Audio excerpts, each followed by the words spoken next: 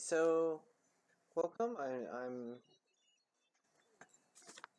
It's early in the morning. I've got my coffee, and I've got a few notes here, and I got my boy Rowan sitting down right over here, and we want to do a little bit of reflecting on the CEP810 coursework and what I've learned, and take a look at some of the stuff that I've done throughout the course, and I'll tell you how it's kind of impacted my thinking with technology and how we can use it better in our schools to push our students to be 21st century learners and thinkers, and to be innovative and problem solvers, which is kind of what it's all about, isn't it? So, um, I mean, just looking at the work that I've done throughout the semester, um, researching and writing essays about how to be an expert learner in the 21st century and teaching and learning in the new media. I think one of the biggest takeaways that I've gotten from the course is to really push students to be self-reflective and to really think deeply about what they're doing and what they're trying to learn.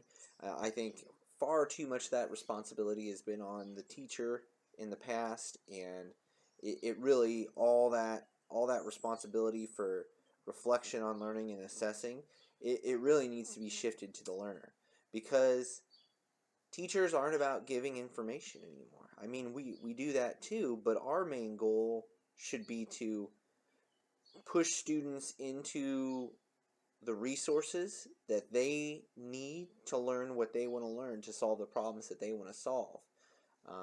And much more so guiding them to the right resources and guiding them through their thinking than trying to just give them information. What's the point in giving them information in this day and age? I mean, Google knows way more than I could ever know when it comes to facts and things like that. There was a really good quote uh, from a video that we watched. I don't know if it was for this class or for 811. Um, and it's the head of the MAT program. I can't remember his name off the top of my head. Uh, but he said, go to Google for facts, come to me for wisdom. And I really like that saying, and I think that's kind of what this whole idea is all about, with 21st century learning is the students have all the information in the world at their fingertips, but they need the guidance of well-trained 21st century educators to learn how to apply all that knowledge to solve the problems that they want to solve. Um, I really think another key, just looking through, thinking about,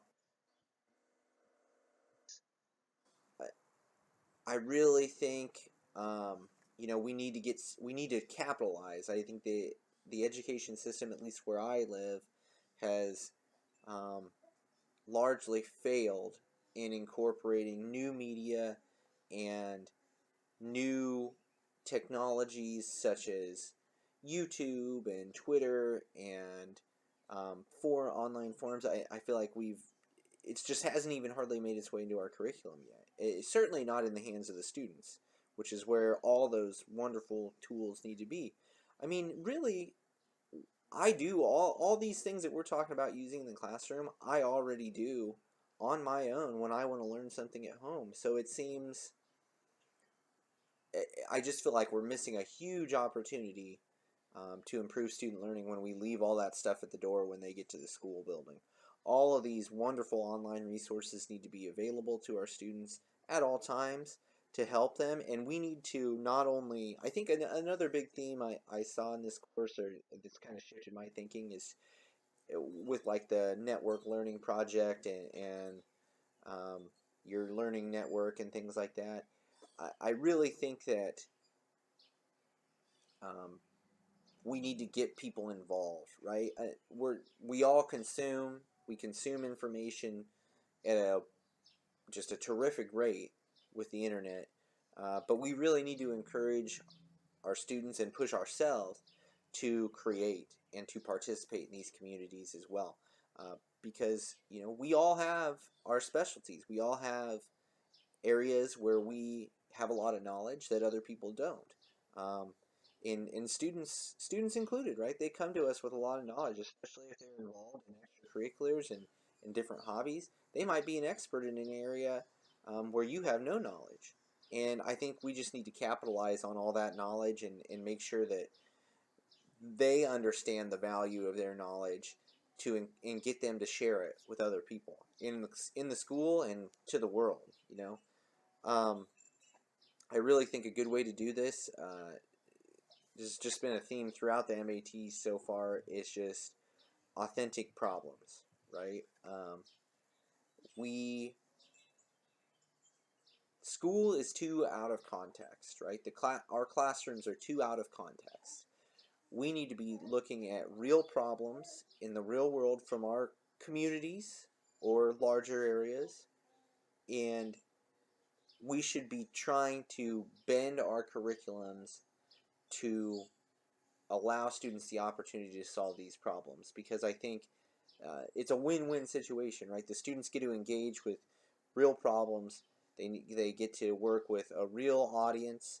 They get real feedback, um, and they're solving problems, right? It's going to make the world a better place. So I just think we need to capitalize on really trying to actually do things, that are worthwhile in our classrooms, as opposed to just give them abstract knowledge that we hope they'll apply at a later date, right? We can be applying that knowledge now in real time, and they can be getting real feedback from a real audience, and that's a powerful thing. That's an extremely powerful thing.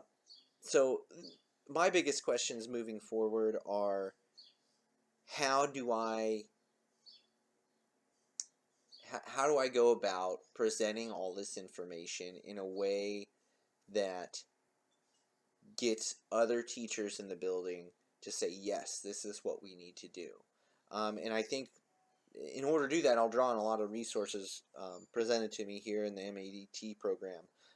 But I really think that that's going to be the biggest challenge I see going forward, because it's going to be hard to do alone, right? If I'm the only one in my school that's adopting this attitude, how big of problems can we really tackle in one hour period a day in science class, right? I need to get everybody on board so we can solve big problems in a cross-curricular way, right? Which will allow for infinitely more collaboration between the staff members and between the students, um, because if you look at any big issue, right, there's always going to be um, the sciences of how to problem solve it. There's going to be social aspects to how that's going to impact the community around. There's going to be language arts involved in how we communicate what we're doing to the public, and how we effectively communicate our ideas. And there's going to be of course, depending on what you're doing, there's going to be mathematics. At the very basic level, you could do polls and surveys and things like that. But depending on if you're constructing something to solve a problem, there's always going to be numbers to crunch somewhere along the line. So I just think there's a huge opportunity to get cross-curricular and to show these students that knowledge isn't built one classroom at a time. It's built around collaborating on trying to solve large problems. And I think giving students this attitude is going to empower them with the attitudes and the knowledge that they need to get out there in the 21st century and do some real good in the world and be successful. So it's a big task. I'm excited to get to work on it this next school year and start tackling some of these big issues. So thank you, CEP810, for kickstarting my enthusiasm.